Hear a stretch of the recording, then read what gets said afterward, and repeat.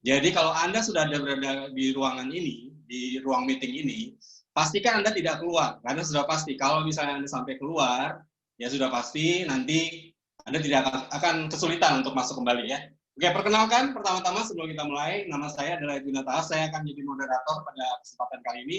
Saya akan memandu perbincangan kita yang mungkin jadi beberapa ada pertanyaan-pertanyaan dalam pikiran atau dalam benak mereka gitu di luar sana. Keadaan sekarang ini gimana nih kehidupan tentang corporate? Keadaan sekarang ini gimana nih? Bagaimana cara kita meningkatkan value kita? Keadaan sekarang bagaimana cara solusi supaya kita bisa mendapat apa yang kita inginkan gitu, dalam hal financial, dalam hal waktu tentunya, ya. Nah, tanpa berlama-lama, saya akan sedikit memperkenalkan panelis kita yang pertama. Sebentar, saya mesti cek dulu supaya tidak salah-salah menjelaskan beliau ya. Karena beliau ini adalah orang yang sangat luar biasa gitu. Dengan pengalaman 19 tahun ya di capital market sebagai the best fund manager ya, the best fund manager dan presiden director, jabatan terakhir adalah presiden director dari Archipelago Asset and Management. Boleh beliau plus-nya dan kita kasih sambutan yang paling meriah untuk Bapak Joni Gunawan. Tepuk tangannya sedikit, sekali lagi teman-teman, biar semangat sekali Bapak lagi. Joni Gunawan. Ayo, kasih energinya. Oke, terima kasih. Selamat pagi, Bapak-bapak dan Ibu-ibu peserta seminar yang luar biasa. Jam 2 siang, Bapak-bapak dan Ibu-ibu sudah hadir, ya, memilih hadir di acara ini, ya, yang luar biasa sekali, ketimbang melakukan aktivitas yang lain. Dan saya memberikan penghargaan bagi para peserta yang sudah ada saat ini. Oke, kita masuk ke slide saya. Terima kasih Pak Joni. Dan berikutnya saya akan juga memperkenalkan panelis yang berikutnya. Ya, pengalaman beliau ini sudah 17 tahun di dunia properti. Ya, merangkak atau merintis karir dari boleh bilang level yang paling bawah gitu ya, sampai menjadi jabatan terakhir itu adalah Executive Director dari sebuah perusahaan properti gitu ya. Dan kembali, boleh kita sambut dan beri aplaus yang paling meriah untuk Bapak Andri Wicaksono. Selamat sore teman-teman semuanya. Perkenalkan diri. Ya, saya dulunya adalah seorang karyawan. Ya, jabatan saya terakhir adalah seorang executive director di sebuah perusahaan properti ya di Indonesia cukup terkenal. Ya, saya tidak akan menyebutkan itu apa. Ya, dan saya sangat senang sekali bisa berada di acara ini. Terima kasih. Oke, terima kasih Pak Andri. Sebenarnya ada satu pembicara lagi, tapi kita akan simpan dulu ya di belakang karena beliau ini adalah yang boleh kita bilang jadi star of the evening, star of the day, bukan evening ya, star of the day gitu ya. Tapi kita akan simpan beliau.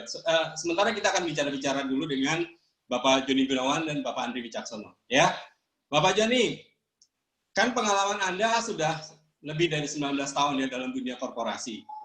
Tentu ada banyak pemikiran-pemikiran yang boleh mungkin yang bisa Anda sharing kepada kita semua nih ya di sini. Kira-kira pemikiran apa yang sangat relate dalam keadaan kita yang sekarang gitu. Pak Joni, silakan Pak Joni.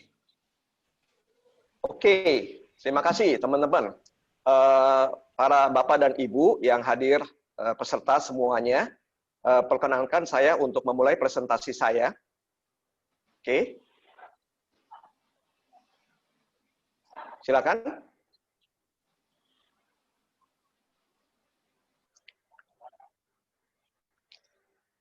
Oke, teman-teman, saya memberikan nama Darkness Age of Employees. Kenapa? Walaupun saya sebagai mantan presiden direktur, bagaimanapun juga posisi saya yang terakhir adalah tetap employee, ya, tetap pegawai nomor 1, ya, dan juga yang paling sering diomelin sama pemegang saham, paling sering diminta tanggung jawab, dan juga secara hukum juga harus tanggung jawab sampai ke harta pribadi apabila perusahaan saya pilot, ya. Dan kemudian pada saat masa pandemi seperti ini banyak sekali berita-berita yang mengkhawatirkan, ya. Saya ambil 3 diantaranya. Yang pertama adalah next. Nah, industri pariwisata adalah industri yang paling berdampak di masa pandemi seperti ini. Salah satunya adalah Air Asia Indonesia berdasarkan Detik Finance, PHK dan merumahkan 882 karyawan gara-gara corona. Di samping penerbangan, ada juga perusahaan lain yang terkena dampaknya. Next. Yaitu Airi, ya, tutup. Ini daftar 6 perusahaan yang PHK karyawan karena corona. Dan bukan hanya industri pariwisata, teman-teman. Ya, Bapak-bapak dan ibu-ibu, next industri yang lain adalah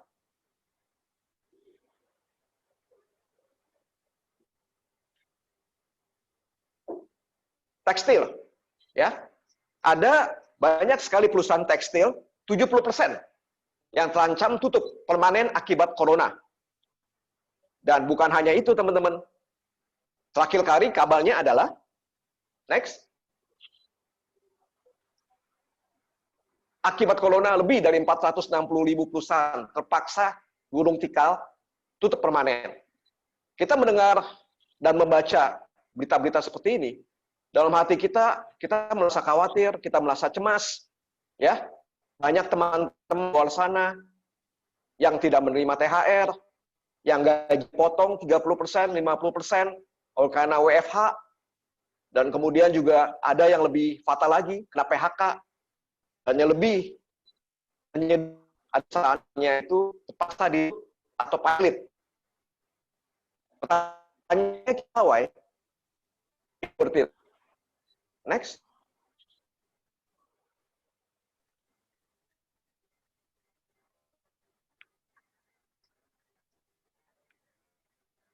Next.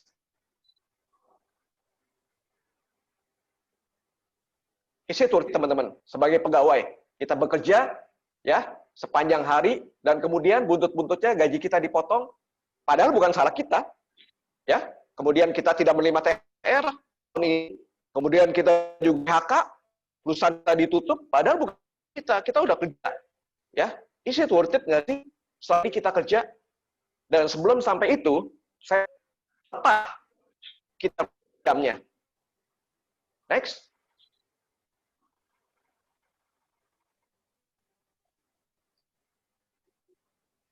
Next.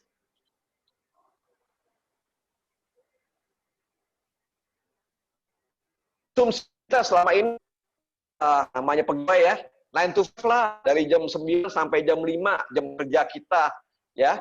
Itu berarti dalam satu hari kerja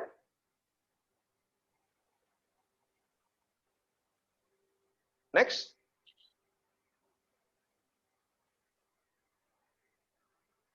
8 jam. Seminggu 5 hari. Berarti kita seminggu bekerja 40 jam. Dalam seminggu, dalam sebulan ada 4 minggu. Berarti kita bekerja 160 jam. Tapi faktanya teman-teman tahu tidak? Ya. Sebenarnya kita bekerja dari jam 7 pagi sampai jam 7 malam. Loh, kenapa? Ya, ya Bapak Ibu yang hadir di sini, kita ingat ya, kita bekerja bukan hanya pada waktu kita sampai di kantor, tapi pada saat kita mulai keluar dari pintu rumah kita. Ingat, untuk mulai kerja jam 9, kita harus sudah berangkat jam 7 pagi. Karena butuh 2 jam di tengah kemah Jakarta untuk mencapai kantor. Dan walaupun kita sudah selesai bekerja jam 5 sore, kita butuh 2 jam juga untuk sampai di rumah. Jadi kita butuh 4 jam, teman-teman. Hanya untuk perjalanan setiap harinya. Dan itu harus dihitung sebagai jam kerja kita. Jadi dengan asumsi seperti itu, dengan faktanya seperti itu, kita sehari sudah 12 jam. Berarti seminggu, next, 60 jam. Berarti sebulan dikali 4, adalah 240 jam. Next.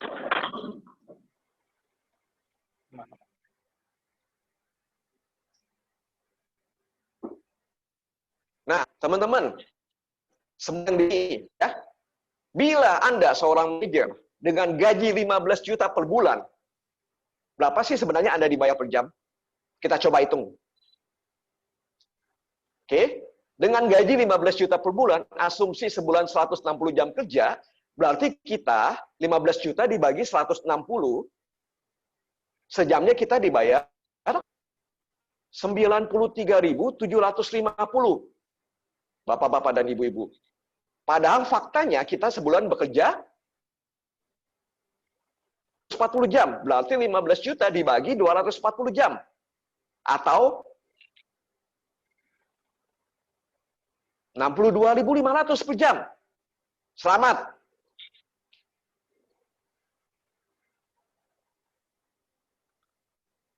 Setiap Anda membeli seliter Starbucks Smooth Cold Brew, ya, Anda membayarnya dengan 1 jam kerja Anda. Padahal, teman-teman ya, sebagai manajer, ya, tugas kita itu tidak mudah. Kenapa? Di masa sulit seperti ini, teman-teman, ya, para bapak dan ibu-ibu yang hadir di sini, ya, kita itu waktu company memutuskan karyawan dipotong gajinya 30%, karyawan di PHK, ya, perusahaan dibubarkan. Siapa yang bicara? Kita sebagai manajer yang maju. Padahal kita sendiri masih pegawai. Jangan-jangan hari ini kita ngomong ke tim kita, gaji kamu dipotong 30%. Besok kita sendiri akan dipanggil oleh direktur, kita sendiri sebagai manajer dipotong gajinya 30%. Jadi kita sebagai manajer, waktu menyampaikan berita buruk tentang THR tidak dibayar, tentang gaji dipotong, tentang PHK, tentang perusahaan pilot, kita sendiri itu deg-degan, bapak-bapak dan ibu-ibu. Karena kita sendiri tidak akan terlepas kena efek pemotongan gaji, tidak terima THR, di PHK, dan perusahaan pilot, pasti kita sendiri juga akan kena dampaknya. Jadi pertanyaannya, is it worth it nggak sih? Dengan jam kerja, 1 jamnya dihitung dengan 1 liter cold brew. Ya, 1 liter cold brew tadi. Dan saya sebagai pegawai, saya selalu, kalau bekerja, saya mau jadi posisi nomor 1. Saya mau jadi direktur. Padahal di dalam hierarki, satu perusahaan yang terdiri atas 100 pegawai, hanya 3 direktur, 12 manajer, dan 85 staff.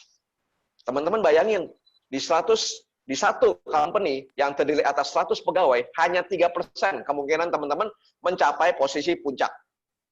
Dan puji Tuhan, saya sudah mencapai posisi puncak tersebut. Next. Nah, teman-teman, tahu nggak?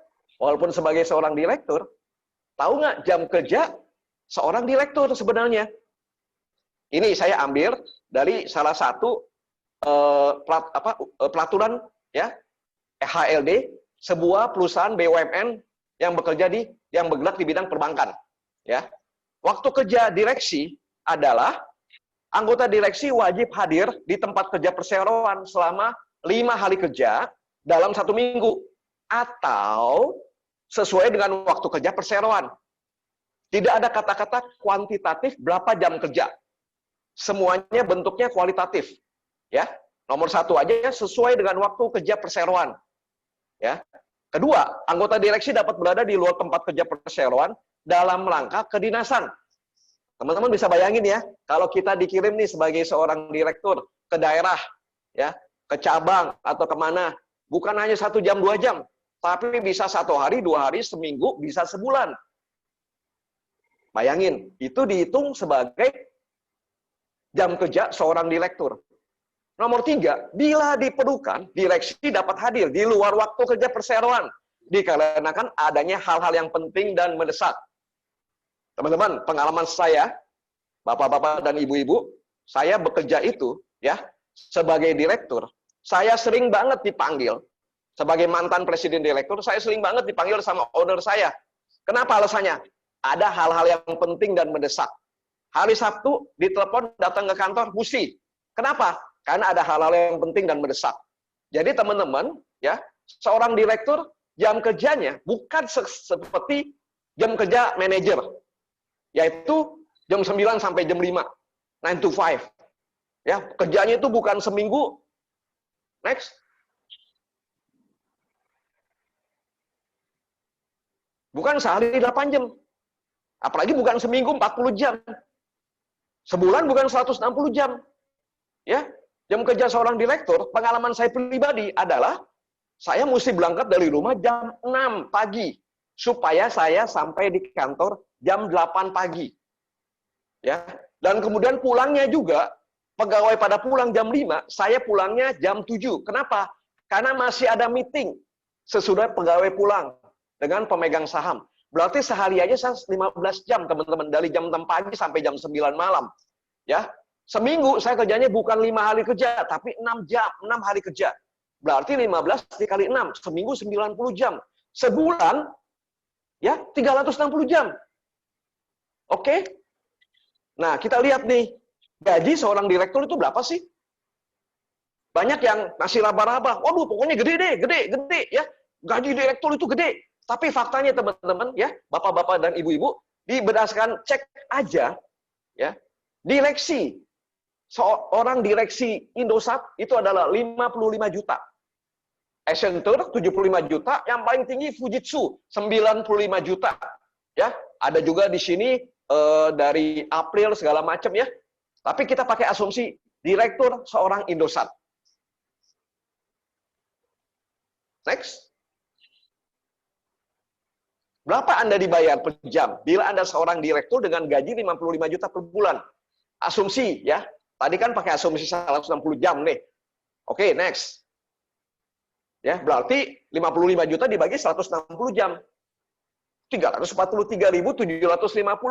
Lumayan banget ya, kalau berdasarkan asumsi. Tapi kan faktanya adalah sebulan 360 jam. Berarti 55 juta dibagi 360 adalah 152.000. Selamat.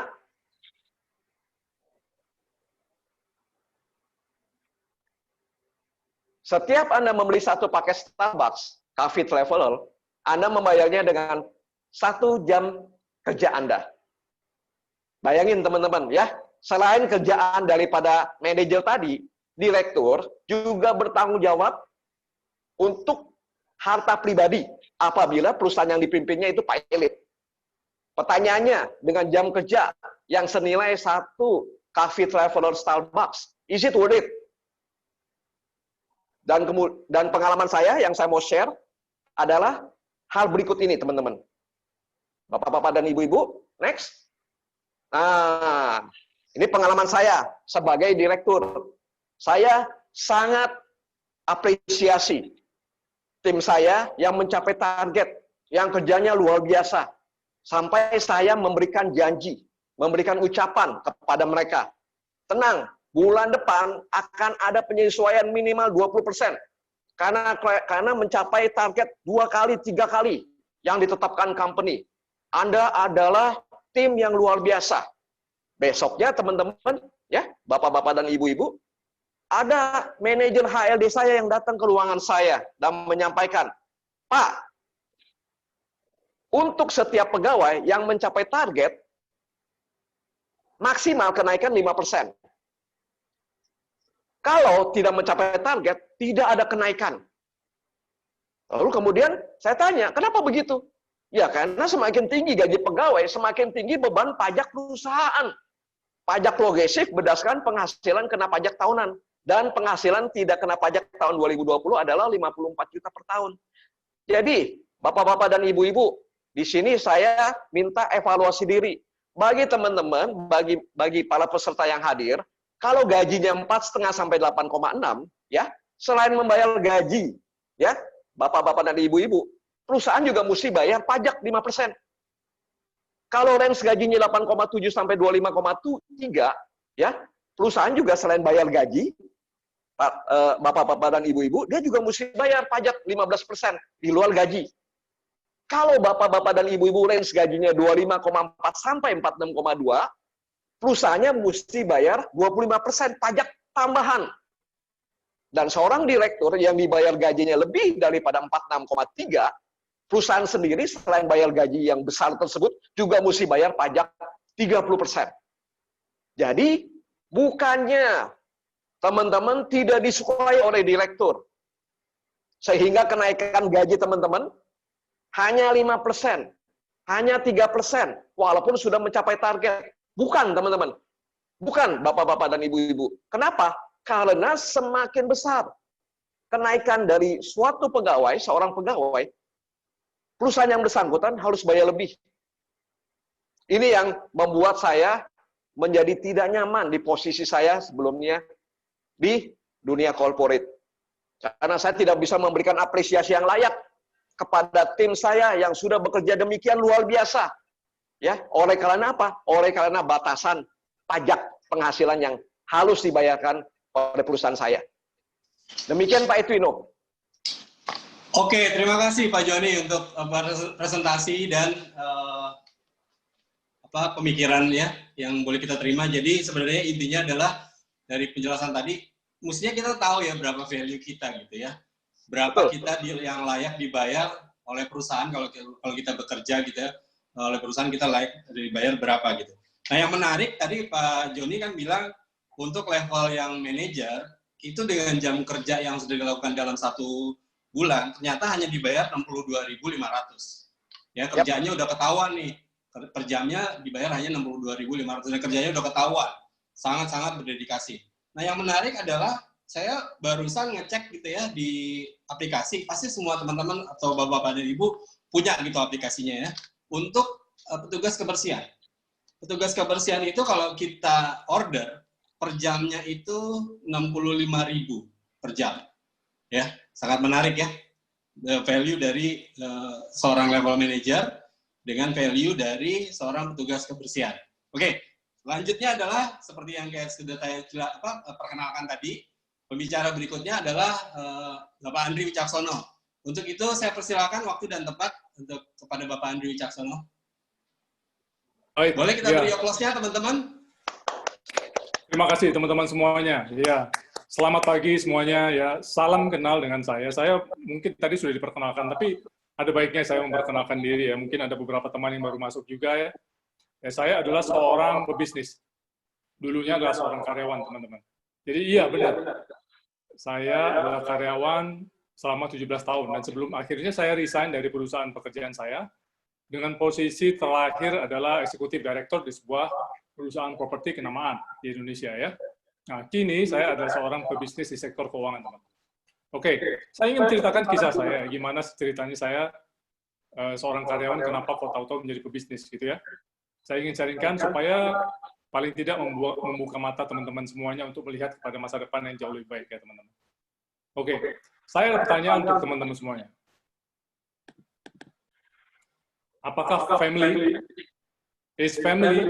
your number one priority? Apakah keluarga Anda adalah prioritas pertama Anda? Jadi saya came up dengan subjek ini adalah karena beberapa minggu yang lalu saat PSBB, seorang teman lama menghubungi saya, ya, dan dia bilang sesuatu yang mengagetkan. Dia bilang bahwa katanya pandemi ini membuat saya melihat bahwa saya dan istri saya ini adalah dua manusia yang berbeda pandangan dan banyak ketidakcocokan. Saya hanya empati saja ya, dan bukan kepo, saya mau bertanya kepada dia, maksudnya gimana bro? Dia bilang begini, kalau saya boleh milih, saya lebih baik WFO saja. Bukan work from home, katanya dia. WFH itu bikin saya stres ya. Saya bukannya work from home, tapi worse from home. lebih jelek kalau bekerja dari rumah, dia bilang begitu ya. Udah anak-anak teriak-teriak mulu gitu ya. Terus kemudian mbaknya pada pulang, babysitter pada nggak balik, komunikasi dengan istri kurang baik gitu kan. Akhirnya sayanya kerja di ruang keluarga, sementara istri saya kerja di kamar gitu ya. Gimana deh caranya supaya kita seharian tuh nggak ketemu seperti biasanya gitu ya. Saya jadi tersadar gitu bahwa banyak pencari nafkah di luar sana yang memilih jalan corporate ini, seperti saya juga, kemudian mengorbankan waktunya untuk perusahaan dan menyisakan sedikit waktu untuk keluarga. Selama puluhan tahun itu ia lakukan ini dan kemudian dia tidak lagi in tune gitu terhadap anak-anaknya. Tidak lagi in sync dengan kebutuhan istrinya. Sehingga ada saat di mana kita dipaksa, pada saat kita seperti COVID ini dipaksa berkumpul bersama, itu menjadi sebuah drama buat mereka. Saya melihat ada artikel ya di CNN beberapa waktu yang lalu yang bilang begini, memang tingkat stres yang tinggi selama masa isolasi membuat pasangan suami istri yang terus menghabiskan waktu bersama rentan terhadap konflik dan ketegangan emosi. Banyaknya artikel ya teman-teman yang ada di luar sana di internet membuat saya juga terbuka matanya. Saya kemudian bertanya lagi kepada Anda, ya, apakah keluarga menjadi prioritas utama Anda?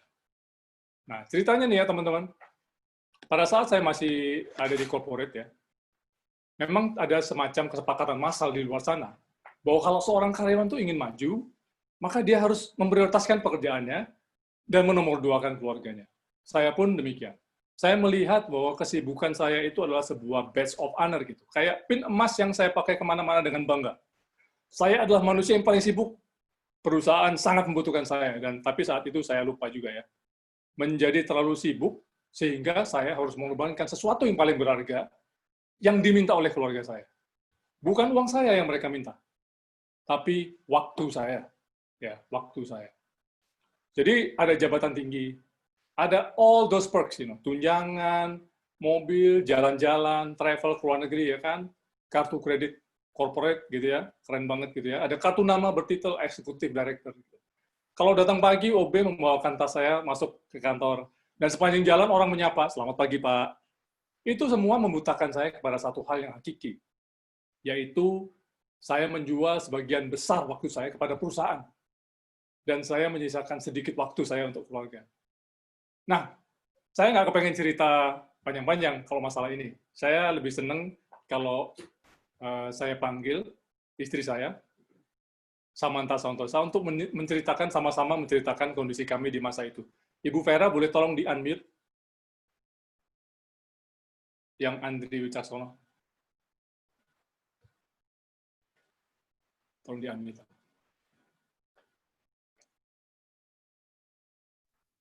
Ya, oke. Kita panggilkan teman-teman. Ibu Samantha Santosa, silakan.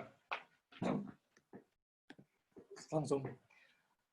Halo, selamat pagi teman-teman semua.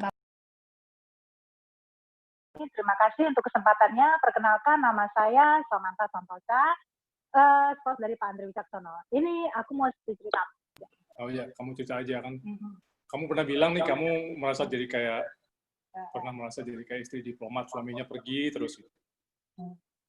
Oke, teman-teman, saya ingin sharing sedikit ya mengenai pengalaman saya pada saat suami saya masih kerja di corporate. Background saya itu adalah sebagai ibu rumah tangga, yang saya juga punya beberapa bisnis lah ya, bisnis kecil. Salah satunya saya pernah bergabung di bisnis Tupperware, mungkin ada teman-teman juga yang pernah bergabung di bisnis Tupperware ya. Kemudian saya juga pernah bersama dengan kakak saya almarhum itu mempunyai suatu bisnis yang bergerak di bidang office promotion. Kami juga sampai juga mempunyai klien besar di beberapa perusahaan besar di Jakarta. Kemudian jujur karena kesibukan itu ya, saya lakukan itu karena waktu itu kan anak-anak sudah pada besar, sudah pada sekolah semua ya. Jadi dan kemudian suami kan juga sibuk, jarang ada di rumah. Jadi saya harus mempunyai suatu kesibukan yang berarti. Saya mau cerita sedikit, dalam 1 bulan itu, suami saya itu ada di rumah itu sangat amat jarang ya teman-teman ya. Hanya beberapa hari saja. Bukan saja karena suami saya itu harus dinas ke beberapa daerah di Indonesia, tetapi juga harus dinas ke luar negeri. Nah kan kalau misalnya pergi-pergi begitu, pasti dalam waktu yang nggak sebentar ya teman-teman ya. Saya juga pernah ingat dalam 1 bulan itu hanya pernah 2 hari saja ada di rumah. Kondisi itu buat saya adalah sesuatu yang waktu itu kita suka nggak suka sebagai istri harus menerima ya teman-teman. Karena kan kita sebagai istri kan juga harus mendukung karir suami ya di kantor. Waktu itu walaupun jujur aja saya nggak setuju, kenapa begitu? Karena dengan keterbatasan waktu itu, banyak sekali suami saya itu banyak sekali melewatkan beberapa momen penting dalam keluarga kami.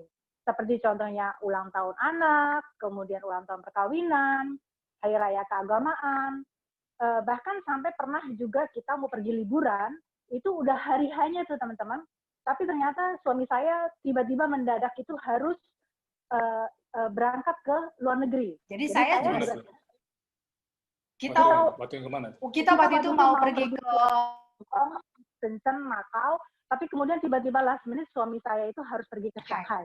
Saya sampai pernah masih diingat-ingat ya sampai sekarang ya teman-teman. Iya. Terus anak saya nanya waktu itu, kok Dedi nggak ikut? Saya bilangin anak saya waktu itu, Dedi ikut, nanti kita ketemu di Hong Kong. tapi itu sebetulnya nggak pernah terjadi sih, supaya anak saya nggak rewel aja. Kemudian juga yang paling menyedihkan itu adalah pada saat waktu itu suami saya ibunya meninggal, dan dalam keadaan berduka 2 hari ya kalau nggak salah ya setelah pemakaman, suami saya itu harus segera berangkat ke Kambodia karena ada launching proyek baru di sana. Begitu teman-teman. Terus hari ini ibu saya meninggal, besok lusanya saya udah kembali ke sana untuk launching ya. Iya, pernah juga pada waktu itu anak ulang tahun, last minute ini teman-teman, undangan udah pada datang, tapi ternyata anak saya ulang tahun tanpa kehadiran ayahnya. Karena apa? Yaitu karena yang tadinya sudah dischedule untuk kembali ke Indonesia, tiba-tiba bos telepon nih, gitu kan, bos mau datang, jadi harus tetap standby di sana, gitu. Terus yang lebih lucunya itu adalah saya juga melihat clipping tadi tuh tiba-tiba saya jadi teringat ya. Dulu tuh sebelum kita bekerja sama, jadi saya tuh sama suami tuh kayaknya harmonis banget ya teman-teman. Harmonis itu dalam pengertian kita tuh nggak pernah berantem, kita tuh nggak pernah berargumentasi, gitu kan. Jadi sampai saya berpikir kayaknya kok ada yang salah nih, kok kayaknya adem ayem aja gitu. Tapi setelah dipikir-pikir bagaimana mau berantem ya gitu, karena ketemu aja kan jarang ya teman-teman ya, gitu. Tapi saya dalam hati kecil saya menyadari gitu bahwa ini sebetulnya bukan suatu kondisi yang baik ya, karena kalau menurut saya kondisi suatu perkawinan yang sehat itu adalah justru bagian dari argumentasi dan berantem kecil itu adalah suatu dinamika ya teman-teman. Ya, itu kan wajar ya. Kayak kita ya sekarang yang berantem terus. Dua orang hidup dalam satu atap.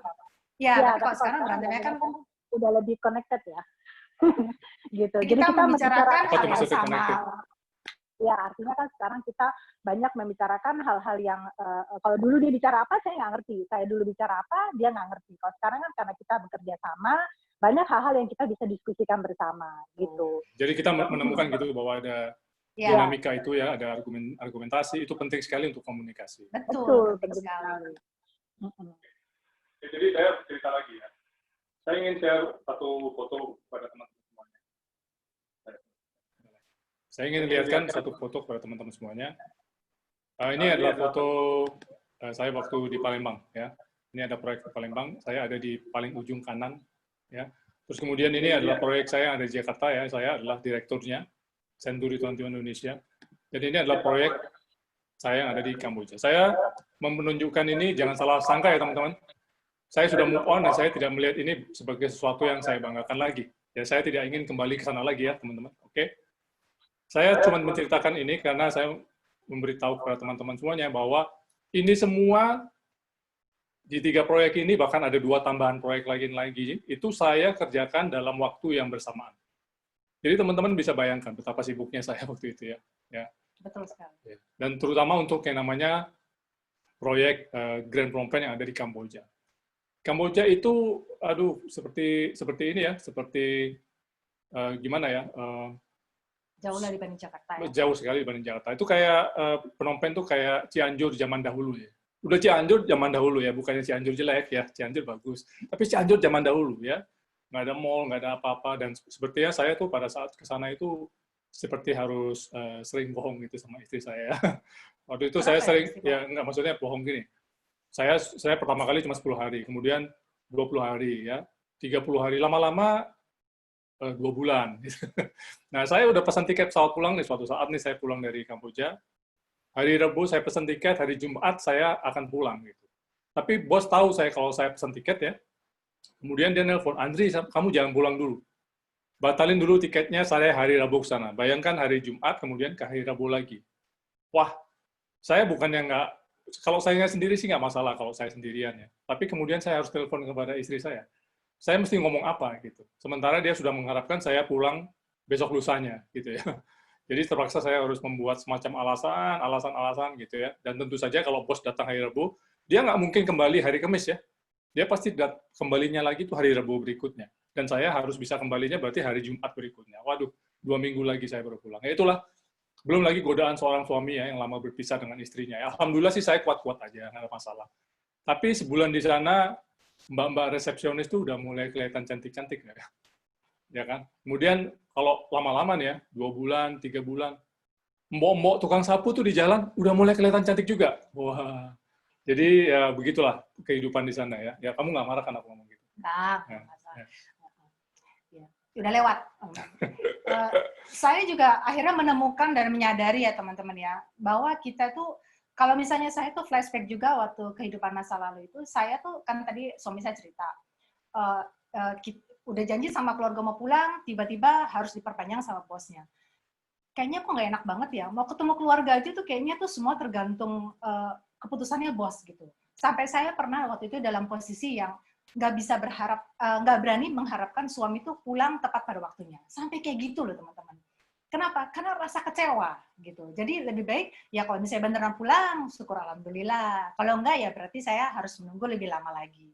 Tapi kemudian saya menyadari bahwa ternyata untuk mengejar kehidupan yang lebih baik itu, kita tuh nggak perlu loh sampai harus mengorbankan keluarga begitu. Ternyata kita tuh tidak perlu memilih. Karena apa? Karena kita bisa loh mendapatkan dua-duanya. Ya. Seperti itu. Ya, saya tanya lagi pada teman-teman semua. Is family your first priority? Masa COVID begini sebetulnya merupakan sebuah pengalaman yang menyenangkan, di mana kita itu jadi kayak lebih dekat dengan keluarga ya. Ya, saya juga menasihatkan itu kepada teman saya yang tadi ceritakan gitu ya. Tapi dia langsung ngomong gini, gimana ya bro, kita ini udah dihadapkan dengan tekanan dari kantor, belum tekanan lagi dari rumah, ya nggak? Gaji bakalan kepotong ya teman-teman. Pada saat COVID begini, ini kemungkinan katanya nggak lama lagi akan banyak teman-teman kantor saya yang dirumahkan. Pensiun dini gara-gara COVID. Saya bertanya lagi sama dia, emangnya kalau kamu tetap di sana, nanti bakalan dapat pensiun berapa sih anyway bro? Gitu. Ya anyway ya, ngomong-ngomong mengenai pensiun, ada satu hal pada saat itu yang paling besar, alasannya untuk saya adalah, untuk resign, adalah yang namanya dana pensiun teman-teman. Artikel ini, yang ada di Republika ini, membuat saya berpikir keras ya. Dia bilang bahwa 90% pekerja Indonesia itu tidak siap menghadapi yang namanya masa pensiun. Mereka tidak siap mental, mereka tidak siap yang namanya financial. Oke, kita coba aja hitung-hitung ya.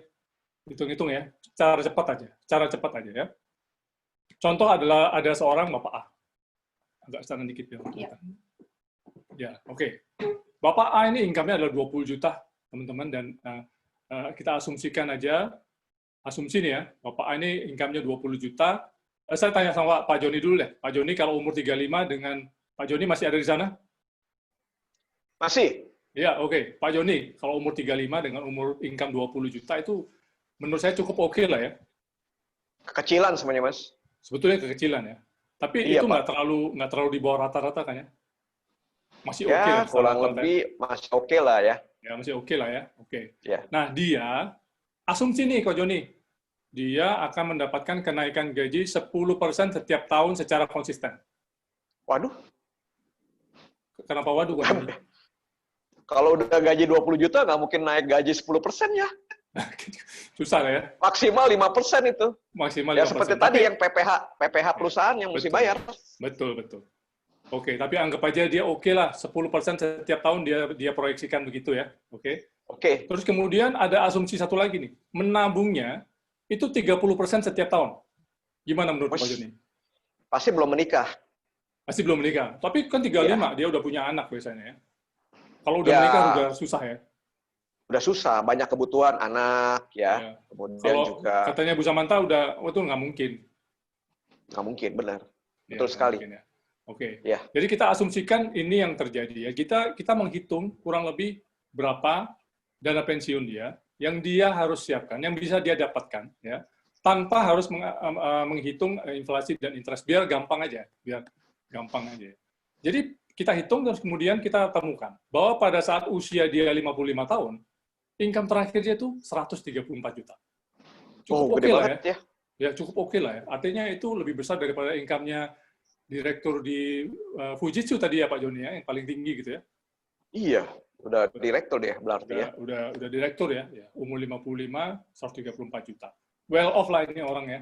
Nah, ternyata total tabungan yang dia kisikan tadi yang 30% tadi, totalnya adalah 4,53, 4,5 M lah ya. Sepertinya banyak ya. Tapi kalau kita lihat, kalau dia pensiun umur 55 dan kemudian masih hidup selama 20 tahun ke depan sampai 75, maka dibagilah 4,5 ini dibagi 20 tahun. Jatuhnya adalah 226 juta per tahun alias 19 juta rupiah per bulan. Wow. Jadi itu sedikit banget ya Ko Joni ya. Waduh. Jadi kalau begitu berarti ia mempunyai biaya hidup, berarti artinya jauh lebih sedikit daripada biaya hidupnya pada saat usia 35 tahun. Artinya, Iya, Kak. 20 tahun ke depan setelah dia pensiun, dia akan hidup dalam kekurangan. Nah, kalau dia berkeras nih, berkeras untuk menggunakan lifestyle yang terakhir. Contohnya, tadinya kan 134 juta. Oke lah, saya biaya untuk lifestyle 100 juta per bulan. Jadi, uang yang ia kumpulkan selama 20 tahun hanya cukup dipakai kurang lebih 3-4 tahun saja. Apalagi kalau ada ide begini nih, ada begini nih.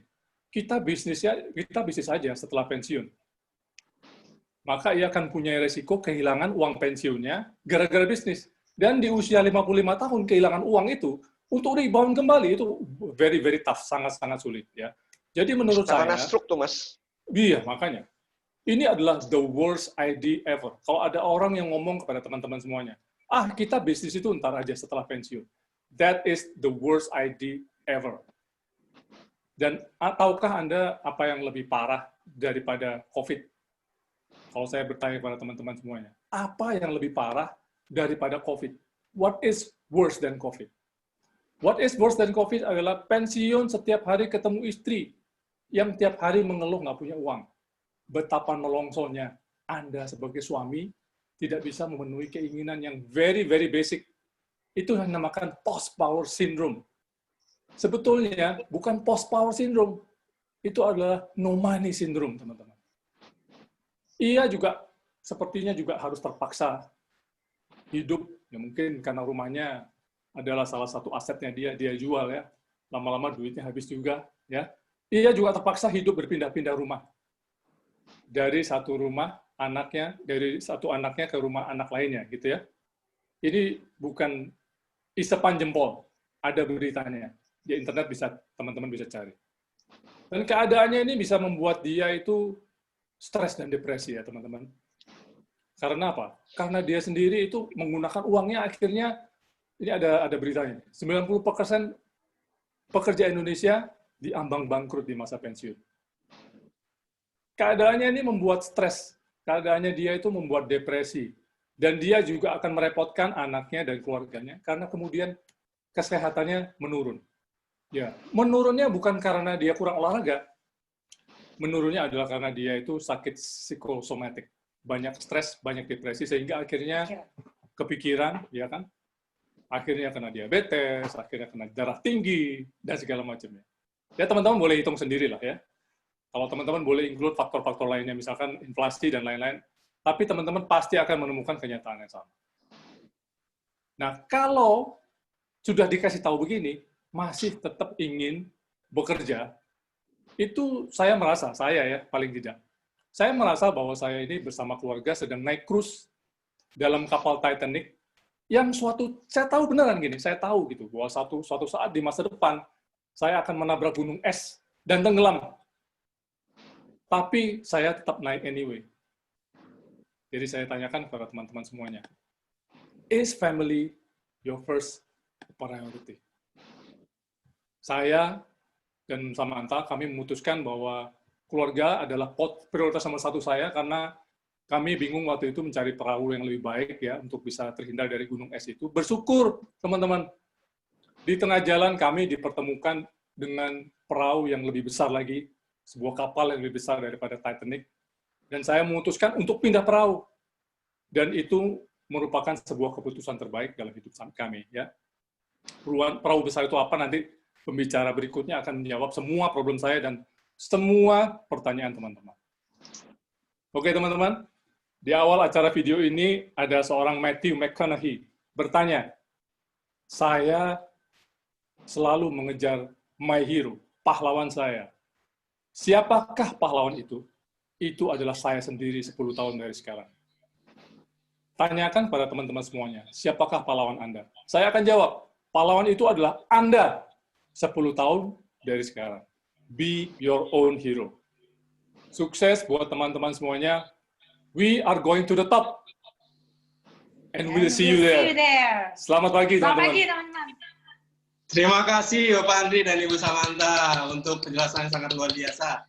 Ya, jadi setelah saya rangkumkan ya, boleh saya rangkumkan sedikit dari penjelasan Pak Andri itu bagaimana supaya kita punya yang namanya waktu serta kebebasan finansial pada saat kita harus masuki usia pensiun. Di mana yang namanya usia pensiun, every day is a weekend day.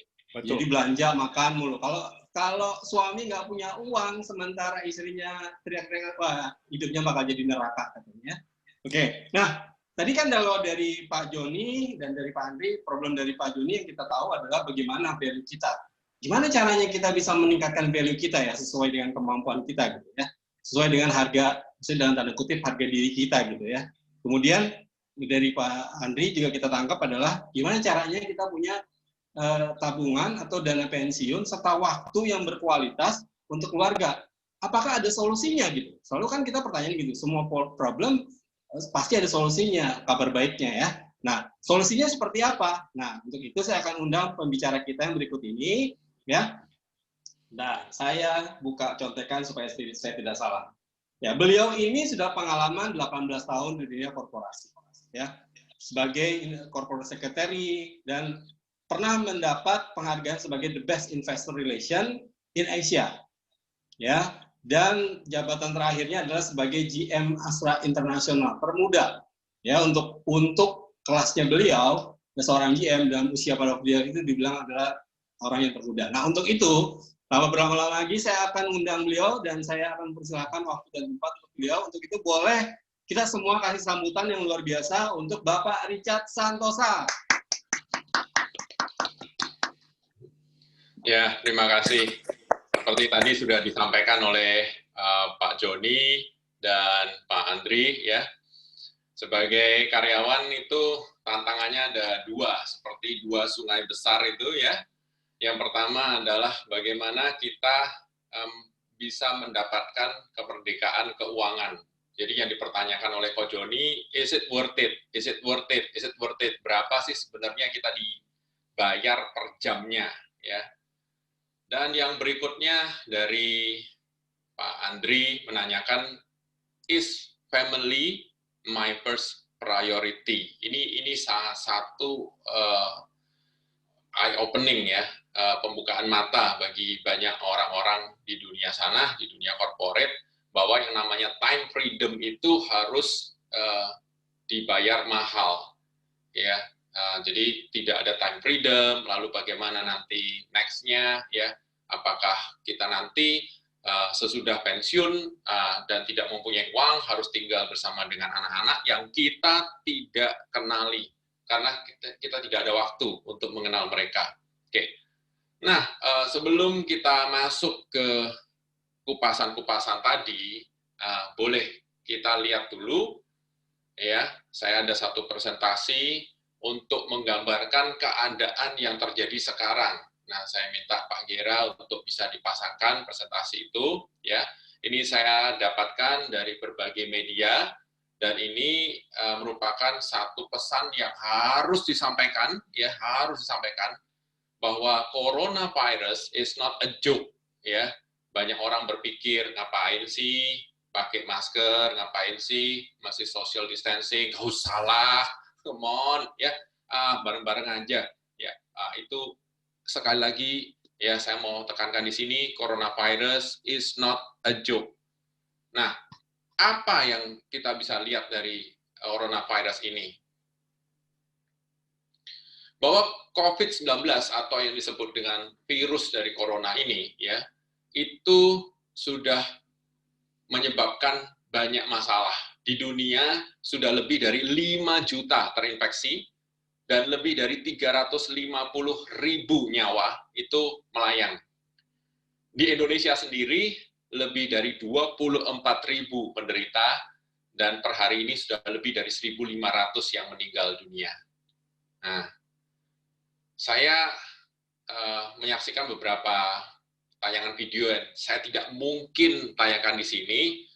Saya hanya mau lihat ilustrasinya aja, bagaimana seseorang itu diintubasi, ya, prosedurnya sangat-sangat sakit, ya, pasang ventilator seakan-akan orang tersebut hanya, ya, pasang oksigen, lalu bisa baca-baca, lalu bisa bercanda-canda. Oh, bukan seperti itu, bukan seperti itu.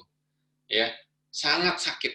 Ya, saya bisa merasakan pada saat saya menonton ya video tersebut bahwa orang tersebut harus ditelantangkan, lalu trakeanya harus disejajarkan dengan paru-parunya dan dimasukkan peralatan besi ya yang menahan trakeanya sehingga bisa dibuka, lalu dimasukkan, diinsert ya, dimasukkan satu selang ya. Selang itu aduh, rasa-rasanya itu saya sendiri udah sampai mau muntah ya. Dan faktanya mengatakan bahwa selang itu akan tetap berada ya sampai 2-3 minggu. Dan penderita itu yang dipasangin ventilator itu tidak bisa bicara, tidak boleh bergerak. Nah, apa yang terjadi? Diberikan obat penenang ya, dan di dalam beberapa case itu diberikan pelemas otot. Nah, masukkan selang makanan ya untuk memberikan makanan, selang kateter yang dimasukkan untuk menampung urin, kantong diare ya, infus obat-obatan seperti sudah bukan manusia. Seperti semuanya itu robot yang dipasangin selang sini, selang sana, ya kabel sini, kabel sana, aduh ya.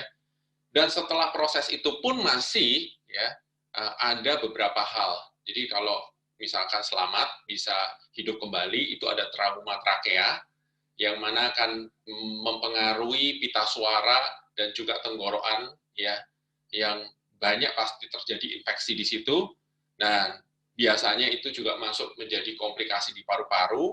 Banyak penderita senior yang tidak bisa bertahan karena gagal jantung juga, karena hal-hal seperti ini. Jadi sekali lagi, coronavirus is not a joke, itu bukan lelucon. Ya.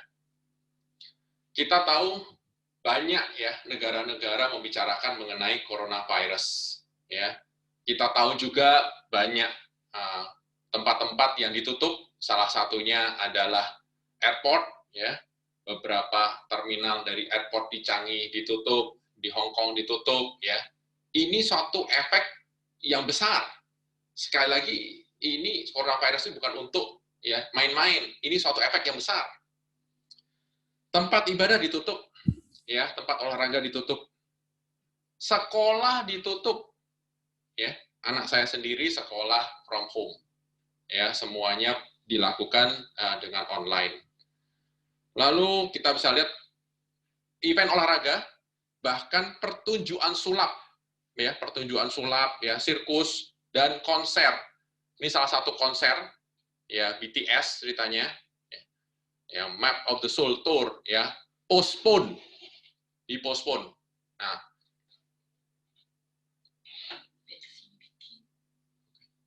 ya. Dan ada satu film ya yang luar biasa saya tunggu ya.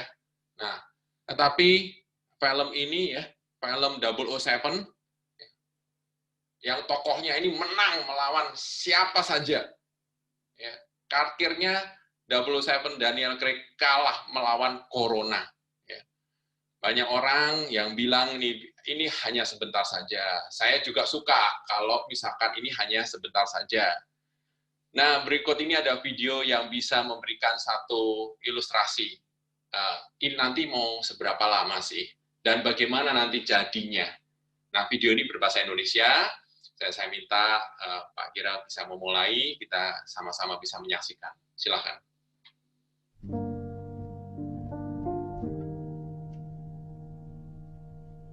Banyak dari kita berpikir ketika semua ini berakhir, virus corona akan lenyap dari muka bumi dan dunia akan jadi normal lagi. Persis seperti sebuah jalanan mulus yang terganggu dengan polisi tidur yang dibuat ketinggian. Sayangnya nggak begitu. Ada artikel terkenal banget dari seorang Thomas Pueyo. Di dalamnya dia membahasakan dengan baik sebuah konsep dunia setelah wabah corona yang namanya The Hammer and the Dance. Bagian pertama, The Hammer, itu artinya tindakan keras pemerintahan memartil kurva supaya gepeng.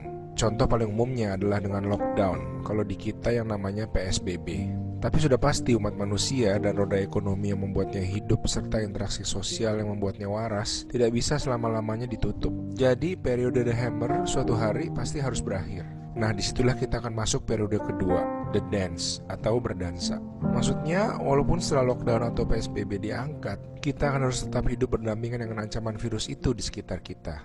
Pintar melangkah, menghindar mundur dan melangkah maju, seperti sebuah dansa cerdas dengan seorang lawan. Mau gak mau, hidup waspada dan berbeda sampai suatu hari di masa depan sebuah vaksin ditemukan.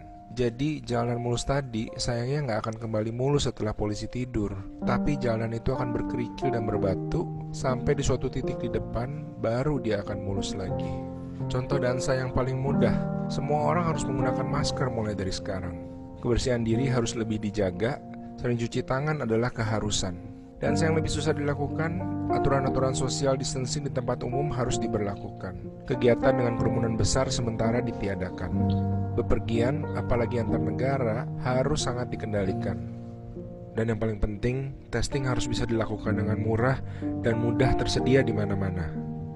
Akan butuh bulanan dan mungkin tahunan sampai kita betul-betul bisa aman berdesak-desakan di lift, konser, dan pasar. Mungkin ini sesuatu yang banyak dari kita tidak siap untuk dengar. Tapi semoga dengan mendengarnya sedini mungkin, kita bisa lebih kuat ketika menghadapinya nanti.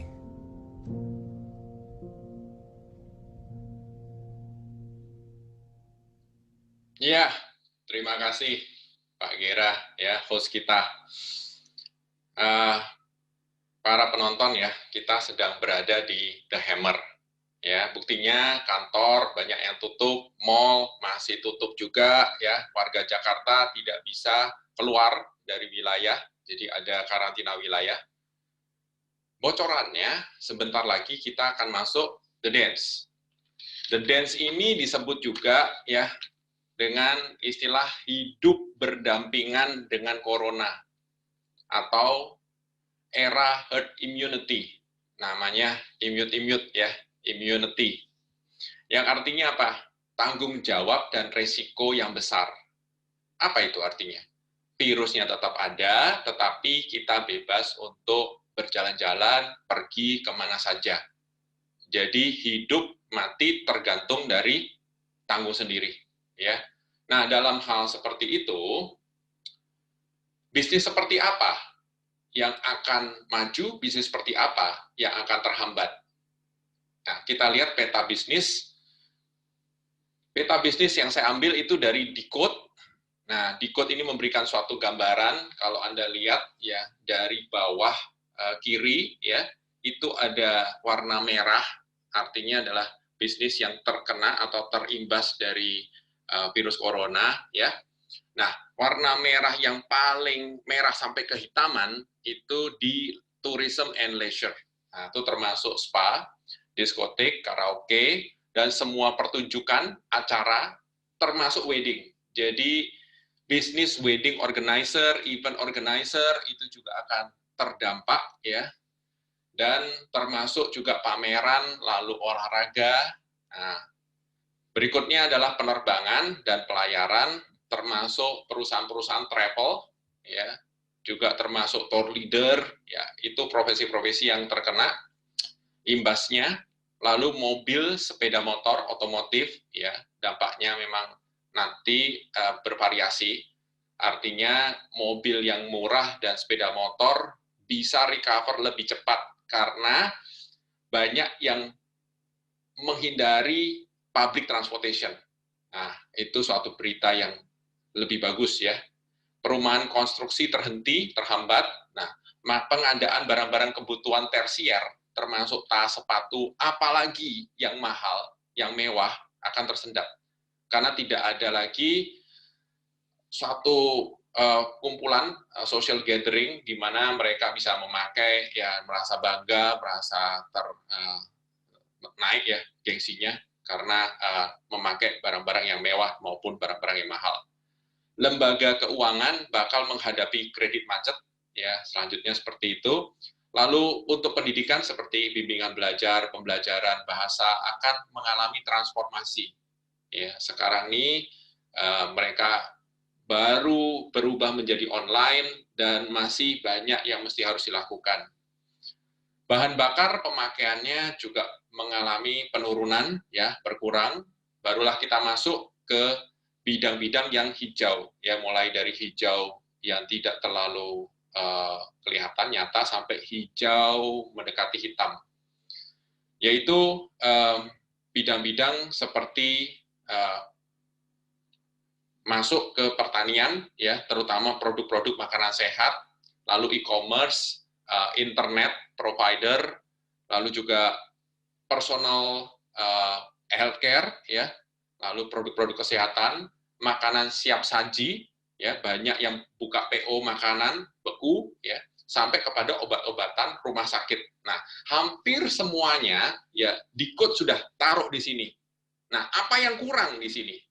Yang saya bisa tambahkan di sini yang belum disebutkan adalah asuransi. Nah, bagi yang ada di sini, ya, kenapa saya tidak tahu asuransi tidak masuk ke dalam peta bisnis yang akan diuntungkan menjadi potential winner, ya. Mungkin asuransi itu di bawah radar. Nah, bagi asuransi, coronavirus adalah pembuka mata. So, coronavirus is an eye opening. Ya, kalau tadinya semua WFH, ya, maka kita akan masuk bulan Juni ke area the dance. Nah, ini ada daftarnya. Kapan mall buka, ya, kantor-kantor, tempat-tempat ibadah akan mulai berjalan, ya. Inilah era hidup berdampingan dengan virus corona itu dimulai. Yang tadinya seperti main peta umpet, ya, umpet-umpetan, sekarang itu seperti ciluba gitu, ya, langsung bisa kelihatan, ya, semua orang bebas bergerak, ya, seperti medan pertempuran, ya, karena semuanya dilepas, ya. Jadi kalau di dalam istilah bahasa Inggris itu ada yang disebut dengan all hell break loose, ya, dan jadi semua, ya, roh-roh gentayangan semua, ya, bisa minta Mas Gira untuk di next, ya. Oke. Nah, jadi semua orang bebas bergerak itu seperti, sebentar Mas Gira. Semua orang bisa bergerak, bisa balik lagi Mas Gira.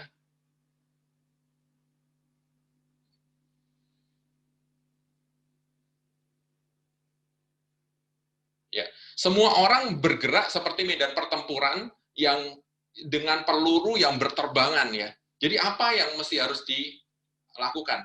Get protection. Nah, orang mesti cari asuransi. Coronavirus juga adalah suatu pembuka mata, ya. Memang sekarang semua orang membicarakan coronavirus. Jadi coronavirus itu seperti the tip of the iceberg, ya. Nah, coba perhatikan the tip of the iceberg, ya. Jadi seperti puncak gunung es, ya. Semua orang bicara mengenai corona, ya. Tidak ada orang bicara mengenai Kim Kardashian, Brad Pitt, ya, Beyonce, tidak ada. Semua orang bicara mengenai corona. Nah, semua orang juga nantinya akan mengerti, ya, bahwa lambat laun, ya, mereka akan sadar lebih banyak orang yang terkena stroke, kanker, gagal ginjal, serangan jantung, cacat karena kecelakaan, kelumpuhan, Alzheimer, Parkinson, ya. Mereka juga lebih parah keadaannya, tidak kurang parah dari orang yang terkena corona. Nah, di saat itulah orang akan lebih lagi mencari asuransi. Dan di saat itulah kita tahu dan mata kita itu terbelalak, ya. Kalau kita lihat negara di luar sana, ya, seperti Jepang, ya, itu penetrasi asuransinya itu sudah 600%. Ya. Anda bisa lihat negara seperti Singapura, ya, itu penetrasinya sudah 250%. Nah, bahkan negara-negara yang dekat dengan kita seperti Malaysia pun penetrasinya 48%. Kalau disebutkan 600%, artinya satu orang Jepang itu mempunyai 6 proteksi. Ya, kalau dibilang 250%, satu orang Singapura itu memiliki 2-3 proteksi. Nah, kalau Malaysia 2 orang punya 1 proteksi, ya. Ya, dan Thailand 30%, artinya ada 3 orang Thailand, 1 orang mempunyai proteksi. Nah, bagaimana dengan Indonesia? Nah, Indonesia ini negara kita tercinta, menurut data OJK tahun 2018, tertanggung individu sudah naik dari 4% menjadi 7%. Ya, itu puji Tuhan sekali ya, 7%. Dalam 5 tahun, naik 4%. Dari 4% menjadi 7%, naik 3%. Ini artinya 93 orang dari 100 penduduk Indonesia belum mempunyai proteksi yang memadai. Nah, kalau misalkan kita lihat seperti ini, ya, di satu sisi adalah, maaf Mas G, di satu sisi ya adalah kita bicara mengenai negara Indonesia. Negara Indonesia yang kita cintai. Jadi suatu misi mulia supaya semua penduduknya bisa terproteksi. Sehingga penetrasinya bisa naik. Ada satu sisi mulia. Dan ini keadaan yang sangat sedih. Ya. Di sisi yang lain, kita bicara mengenai potensi bisnis. Jadi ada segi bisnis dan ada segi misi mulia. Nah inilah yang kenapa saya selalu bicarakan bahwa we are the hope of Indonesia. Kita yang sadar mengenai hal ini, kita harus menyuarakan sehingga orang-orang Indonesia sadar asuransi. Oke, begitu saya bicara demikian, maka ada banyak orang ngomong bahwa, wah ini arahnya asuransi ya. Saya nggak mau loh jadi agen asuransi. Saya bilang, wait, ya tunggu. Kasih saya waktu. 5 menit saja, 5 menit. Dan saya jamin ini bukan mau membuat Anda menjadi agen asuransi, tetapi kita bicara mengenai bisnis. Nah, kalau saya bicara mengenai bisnis, paling gampang adalah saya buat jembatan bisnis yang kelihatan, ya, yang bisa dilihat lah. Jadi Bapak Ibu sekalian bisa lihat bisnis itu di mana-mana, yaitu bisnis mie ayam. Nah, ini ada satu gerobak ya, penjual mie ayam. Yuk kita lihat yuk bisnisnya. Kerja 8 jam per hari, 1 jam 5 mangkok, ya biasanya 10 mangkok ya, tapi karena ini PSBB jadi 5 mangkok saja ya. 1 mangkok untung 10.000. Nah, untung sehari ya 8 jam kali 5 mangkok kali 10.000 itu 400.000. Untung sebulan 20 hari kali 400.000. Jadi berapa? 8 juta ya. Ya, ini coba kita lihat 8 juta. Kira-kira berapa bulan yang lalu ada joke ya. Satu lulusan universitas dalam negeri minta gaji 8 juta fresh graduate ya. Sempat itu menuai banyak kritikan. Nah, kalau misalkan dia bisa berpikir seperti ini dan memang maunya gaji 8 juta, dia bisa jadi loh di gerobak ya. Nah, kalau misalkan kita bicara mengenai penjual mie ayam Wanda atau warung tenda, sama seperti gerobak, tambahkan ongkos untuk bayar preman, untuk bayar karyawan, tempatnya bisa menetap, profitnya itu bisa 10 sampai 12 juta per bulan. Oke. Ini sekali lagi penjual. Sekali lagi penjual, ya. Kalau misalkan sudah punya ruko ya dan bisa tapping market yang middle up sehingga profit bisa naik. Tadinya kalau misalkan pakai gerobak itu profit 10.000 per mangkok, ini bisa 30.000 per mangkok. Kenapa? Ya ditambahin siomay, tambahin tahu, tambahin bakso, ya. Jadi bisa 30.000. Maka untung sehari itu 8 jam kali 5 mangkok, katakanlah 1 jam hanya jual 5 mangkok, ya. Kali 30.000 itu 1,2 juta per hari. Dan untung sebulan, ya karena ruko, jadi buka ya 30 hari lah ya. Nah, dikalikan dengan 1,2 juta, bisa untung minimal-minimal itu 36 juta per hari. Itu tidak termasuk dagangan-dagangan yang lain ya seperti kerupuk dan sebagainya. Itu tidak termasuk. Untung bersihnya bisa 36 juta per hari. Sekali lagi ini penjual. Walaupun tadi sudah bergerak dari gerobak, warung dan ruko. Nah, bagaimana dengan bisnis? Nah, apa yang kita lihat sekarang di depan mata kita semua, inilah yang namanya bisnis. Di website disebutkan 30.000 pelanggan per hari. Itu ada websitenya, bisa type sendiri, Pak MICM, nanti Anda bisa lihat websitenya. Kalau 30.000 pelanggan sehari dan satu pelanggan itu spending, ya, membelanjakan 25.000 saja. Ini saya ambil minimum juga, 25.000 saja. dan dikalikan dengan franchise-nya. Franchise-nya ya waktu saya research itu sekitar 5-7%. Kita ambil yang minimum aja 5% ya franchise. Lalu dikalikan dengan 30 hari, maka yang pemilik dari bakmi GM ini mendapatkan income minimal, sekali lagi minimal, ya 1,1 M per bulan. Tidak termasuk dari gerai-gerai yang dipunyai sendiri. Ini hanya ambil dari franchise-nya aja. Dan saya bilang ini bisnis. Why saya bilang ini bisnis? Karena pemiliknya bisa saja ya berangkat ke Roma, Dubai, New Delhi, Budapest, Meksiko, ya bisa ke London, bisa ke New York. Nah, tetap dia mendapatkan 1,1 M per bulan. Jadi coba kita lihat ya di sebelah kiri itu adalah penjual. Jadi kalau jualan mie sama dengan jualan asuransi. Sebelah kanan adalah bisnis. Jadi bisnis mie ayam adalah bisnis asuransi. Mau itu jualan asuransi, jadi agent kah, atau Anda bisa lebih lagi, katakanlah bisa membuka tempat sendiri dan sebagainya, selama Anda jalankan sendiri, itu adalah jualan asuransi, itu adalah agent asuransi. Sedangkan kalau kita bicara bisnis, ini bisnis asuransi, beda sekali. Nah, berikutnya, kita akan bicara mengenai bisnis asuransi. Kenapa harus bisnis asuransi? Kita punya tabel ya, dan tabel ini untuk banyak orang ya, semua bisa lihat di internet juga banyak ya, tapi saya cuma mau kasih lihat yang ada di sini aja. Bisnis konvensional dengan bisnis franchise. Bedanya apa? Bisnis konvensional butuh modal, yes, besar. Bisnis franchise butuh modal, tetapi tidak sebesar bisnis konvensional. Pengalaman bisnis konvensional harus ada. Biasanya diturunkan dari orang tua ke anak. Bisnis franchise harus bayar. Mau itu termasuk dalam franchise yang dia bayarkan atau dia bayar terpisah, dia harus bayar. Tempat usaha harus ada untuk bisnis konvensional, bisnis franchise mutlak ada. Karena sharing dari risiko yang dilakukan oleh franchisee dan pemegang franchise adalah di tempat usaha. Ya. Pegawai, kalau bisnis konvensional harus ada, bisnis franchise bisa dikerjakan sendiri. Ya, banyak franchise-franchise seperti Martabak, Alim, lalu bisnis franchise yang kecil-kecil, itu bisa dikerjakan sendiri.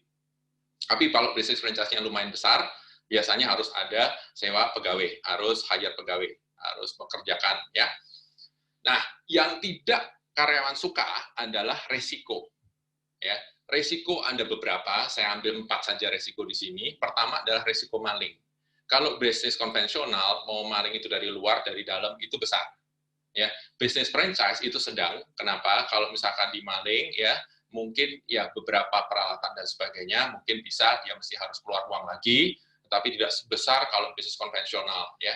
Nah, resiko tagihan kalau bisnis konvensional itu besar, kalau bisnis franchise itu kecil, istilahnya kalau misalkan orang sampai makan tapi nggak bayar, lari gitu ya, kita mau tagih ke siapa, itu nggak bisa ya, itu jadi kecil ya. Dan juga ada yang Indomaret, Alfamaret ya, itu biasanya kan ada yang ngutil ya di situ, ya nanti dihitung-hitung dari bisnis yang ada, dan stok yang ada, berarti ini nggak bisa ditagihkan juga kan, ya you mesti harus tanggung ya. Nah, stok kalau bisnis konvensional besar, nah kalau bisnis franchise itu sedang, karena kadang ada stoknya yang masih ada di pemegang franchise, ya tidak tertagih atau tidak dipakai, itu tidak usah kita bayar, tetapi yang sudah dikirimkan, nah terjadi apa-apa, waktu expired atau rusak dan sebagainya, ya kita mesti tanggung. Kalau resiko bangkrut, bisnis konvensional besar, bisnis franchise pun bisa pun bangkrut, bisa.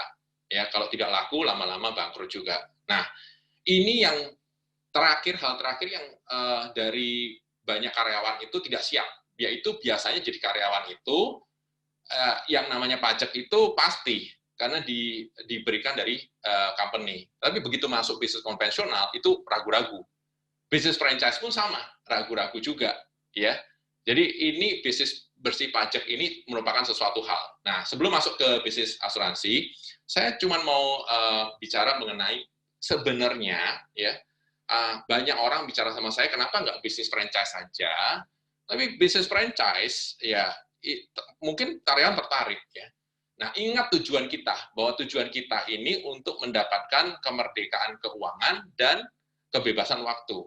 Dengan bisnis franchise, apakah kebebasan waktu itu bisa didapatkan? Apakah kemerdekaan keuangan bisa didapatkan? Tidak. Kenapa tidak? Karena ini hanya sifatnya, kalau Anda sebagai franchisee, itu hanya sifatnya bertahan hidup. Nah, kalau Anda mau, nah, Anda yang mempunyai bisnis franchise itu, bukan Anda sebagai franchisee. Nah, oke. Sekarang kita lihat bisnis asuransi. Bagaimana dengan bisnis asuransi? Modal? Tidak. Pengalaman?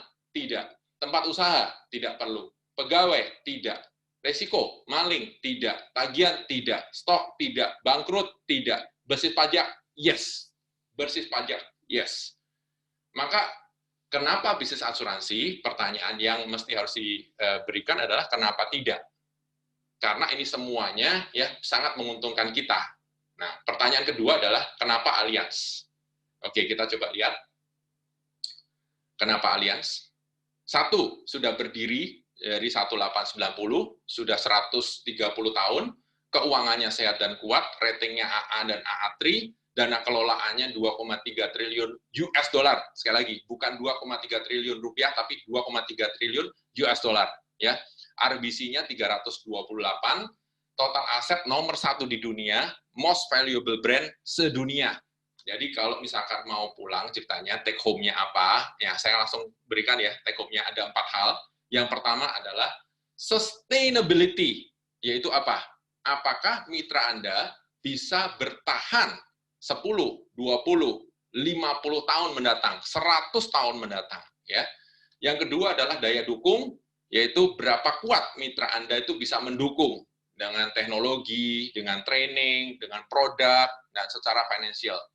Yang berikutnya adalah kata yang sangat-sangat indah di dalam bahasa Indonesia, yang disebut dengan lestari, artinya evergreen, everlasting. Ya.